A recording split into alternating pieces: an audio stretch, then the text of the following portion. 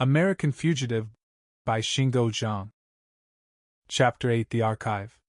Late at night, the streets in Wuchang were quiet. The blue van moved into a secluded street, lined with leafy sycamore trees on both sides. The distance between streetlights was quite far. On the right-hand side of the street, a long red wall lined behind the sidewalk. Behind the wall was a high-security compound in which government agencies, including a secret branch of the National Archive, were located. The evidences in Lin Biao's case were stored here. A gate was in the middle section of the wall.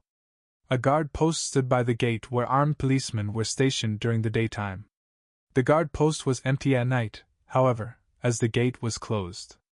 The van stopped in a dark section of the street near the end of the compound. 3 men walked out of the van.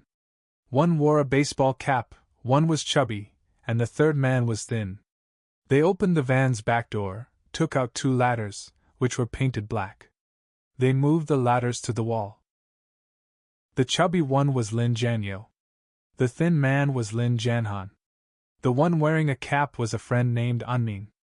Jianyo was glad that he painted the 2 ladders black yesterday. Jianyo took a ladder to a place where there was a tree behind the wall. He extended the ladder to half length and placed it against the wall. He tied one end of a rope to the top of the ladder and threw the rest over the wall. Jianhan climbed up the ladder to the top of the wall. Jianyo handed him the second ladder. Jianhan lifted the second ladder and placed it gently inside the wall. He climbed over the wall, got inside the compound quietly. Jianyo carried a backpack and climbed over the wall without making a sound. Then he handed the backpack to Jianhan and put down the ladder. Under the moonlight, 4 buildings stood in a row.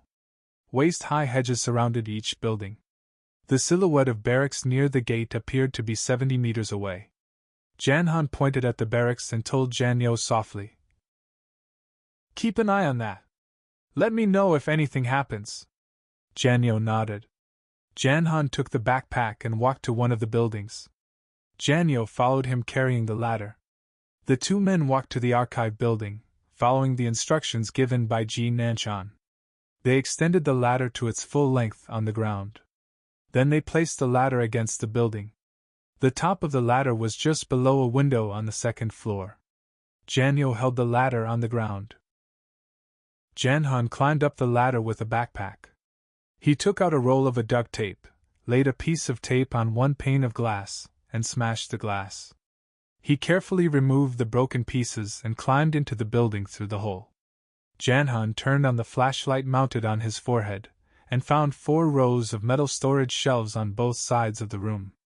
Each row had 4 shelves, with wooden trunks on every shelf, one next to the other. All trunk lids had closed hasps, without padlocks. Jianhan walked to the 2nd shelf in the last row. He opened the lid of a trunk, and saw several old radios and cameras. He opened another trunk and saw English magazines. Among them were a 1970 issue of Popular Mechanic and a 1971 issue of Time. Those were items belonging to the Joint Fleet. Jianhan was overjoyed, because he knew he was in the right place. According to Ji, the audio cassettes should be in a trunk next to a wall. Jianhan inspected each trunk next to the wall. He could almost hear the ticking sound of a clock as he searched. Jianhan saw a locked trunk. He pulled the padlock. It did not open. Alarm sound blasted in the air. Jianyo quickly climbed up the ladder. He shouted at his cousin. Jianhan quickly took out a hammer and a screwdriver. He used the screwdriver to pry the hasp off the trunk a little bit. Then used the hammer to pry the hasp off. He lifted the lid, and saw 4 portable recorders of different sizes. There were also audio cassette boxes. Jianyo's voice rang out. "The lights in the barrack were on." "Got it." Jianhan grabbed 5 cassette cases, read the labels and put them down. He kept going through the cassettes until he saw a row of videotapes at the bottom of the trunk. Then he saw a cassette case with the label, "Born to be Wild," written in English. Ji was right. Jianhan put it in his backpack. He also grabbed a cassette recorder and put it in the backpack. On the ground, 2 armed policemen with automatic rifles rushed out of the barracks. In China, armed policemen were soldiers because they were part of the Chinese army. Each soldier held a flashlight pointing at the archive building. One caught Jan Han crawling out of the window. The other soldier fired a round of bullets at Jan Han.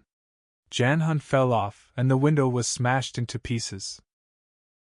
On the ground, Jan Han found he was wounded on his forehead and blood was oozing out. He was shot at his upper body.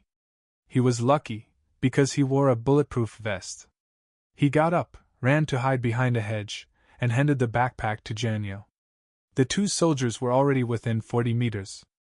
Jan Han pulled out a pistol and started firing back. One soldier immediately laid down on the ground. The other soldier walked backwards while looking for cover.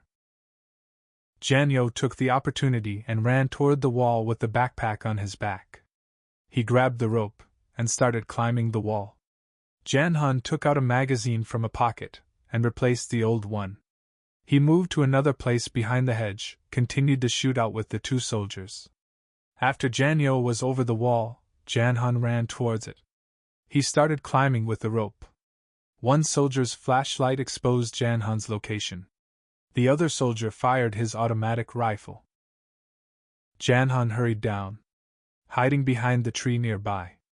The 2 soldiers stopped shooting and started running toward Jan Han. Jan Han immediately started climbing the rope. The soldiers resumed firing as they ran. Jan Han was shot when he was at the top of wall. He fell off and dropped on Janyo. Both fell to the ground. Anmin arrived.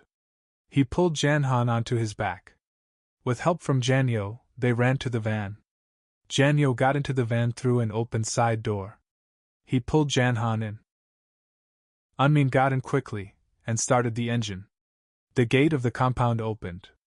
The 2 soldiers rushed out and ran toward the van. While Janyo was closing the side door, the van started moving.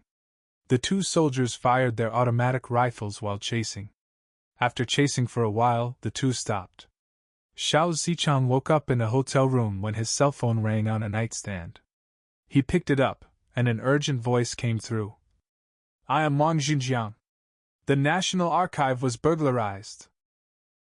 Xiao immediately got up from bed. What happened? 3 men stole something from the secret archive. They also had a gun battle with armed policemen. The 3 men escaped. How did they escape? Drove away in a commercial van. Go to the crime scene now. Call up your special police detachment and catch the thieves. I will go right away. Then Xiao asked. What did they steal? I don't know yet. Xiao lay down. What was stolen? A secret file? Secret item? Xiao decided to go to bed first. He would worry about it tomorrow. Being the director of Wuchang Branch Bureau had its privileges. The bureau owned a couple of hotels. Officers of the bureau often spent nights in those hotels, on an as-needed basis. But Xiao did not like those hotels. He stayed at Fulin, a commercial hotel, which he frequented often. The owner of the hotel was his friend. Not only did the owner waive all fees for Xiao, he gave Xiao one of the best suites. At Fulin Hotel, Xiao enjoyed complete freedom. Song Huimin's banquet accidentally inserted a wedge between Ren-Yee and Janhan. A day later, the small wedge had separated the 2 groups. Ren-Yee and Jing-Jun were left in darkness, while Janhan and Janyo were rapidly entering a new orbit. Around 2 o'clock in the morning, the moon occasionally appeared between clouds, and only showed half of its face when it appeared. Only a few cars were on the highway. Janhan drove a sedan, while Janyo sat in the passenger seat. Janhan only had some scratches, thanks to the bulletproof vest. The car was moving away from Wuhan at a high speed. They were not chased by police. They had succeeded.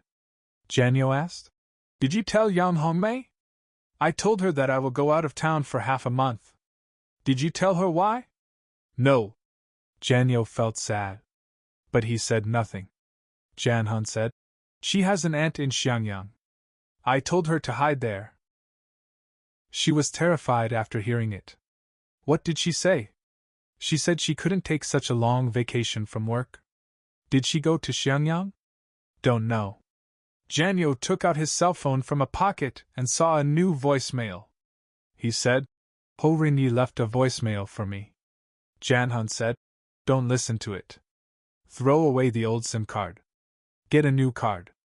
A bookworm, said Janyo with disdain. He even said, but the means he used was wrong. Just get it done. Who cares? Just a bunch of empty talk. If one day the Public Security Bureau detains him, he will tell them everything. We have to stay away from him, as far away as possible.